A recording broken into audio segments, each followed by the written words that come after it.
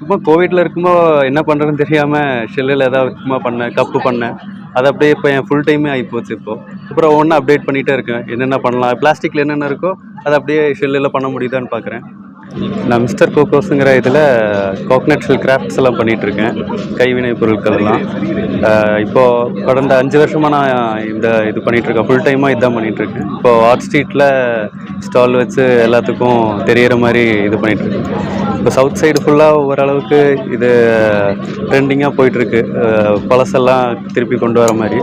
இப்போ போக போக எல்லோரும் இதை யூஸ் பண்ணால் கொஞ்சம் நல்லாயிருக்கும்னு நினைக்கிறேன்.